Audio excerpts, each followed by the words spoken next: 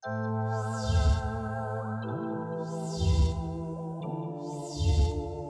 na ang Avengers! Who you? I am Doctor Strange. At yan ang movie na pag-uusapan natin today! Welcome mga Sinetizens!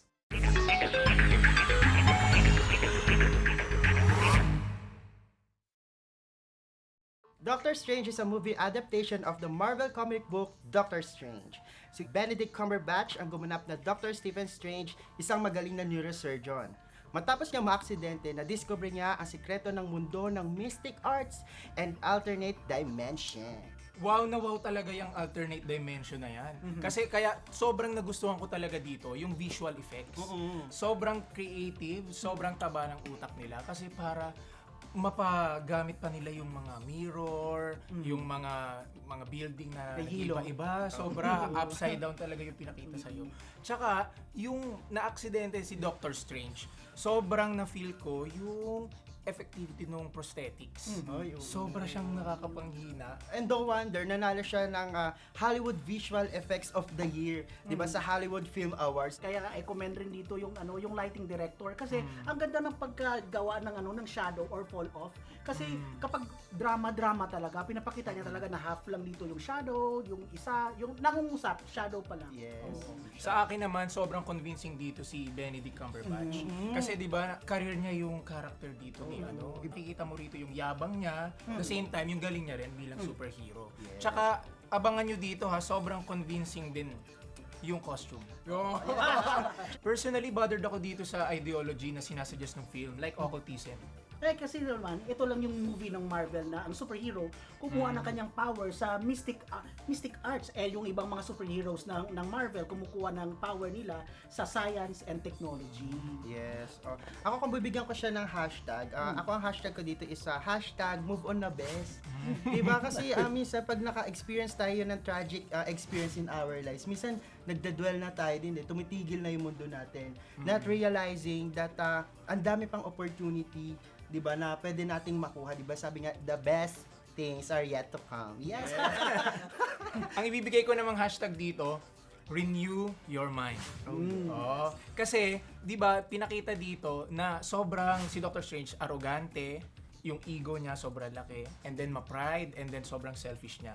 Pero nung nangyari yung turning point sa buhay niya, yung trahedya, at yung sa kanyang pag-search sa healing na hinahanap niya, doon niya nakita na kailangan pala niya maging humble.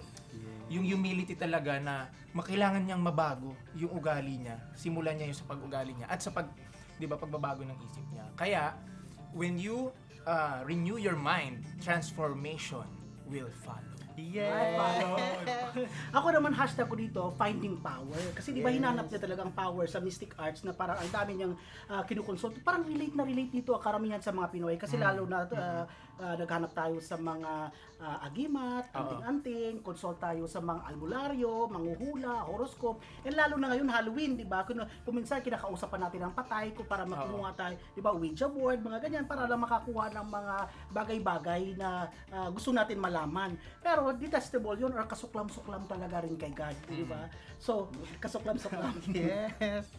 Oo. Grabe yung sinabi mo, I don't like it. Bakit? I love it.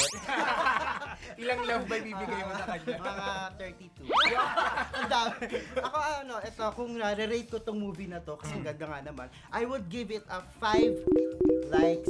Wow. Diba? Kasi sobrang ganda ng movie. Oh, perfect. You will never get bored watching this movie, diba? From start to finish, visual effects, sobrang ma-amaze ka on this movie. Ako naman ibibigay ko rito 4 out of 5 likes. Kasi 4 dahil sobrang entertaining. Na-entertain ako, yun nga, hindi nga boring. The same time, sobrang yung creativity at yung imagination mo, sobrang enjoy ka talaga. Yung imagination mo, limit. Kaya ka talaga naman inaabangan ng mga tao, di ba? Mahaba ang pila.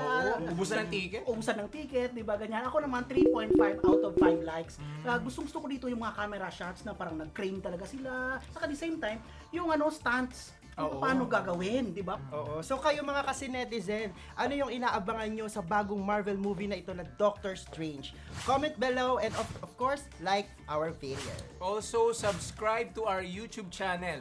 Just type youtube.com/cinetizens. I-like nyo rin po ang aming FB page. That's facebook.com/cinetizens. Hanggang sa muli mga Cinetizens, we are your Awesome Movie Review Barkada!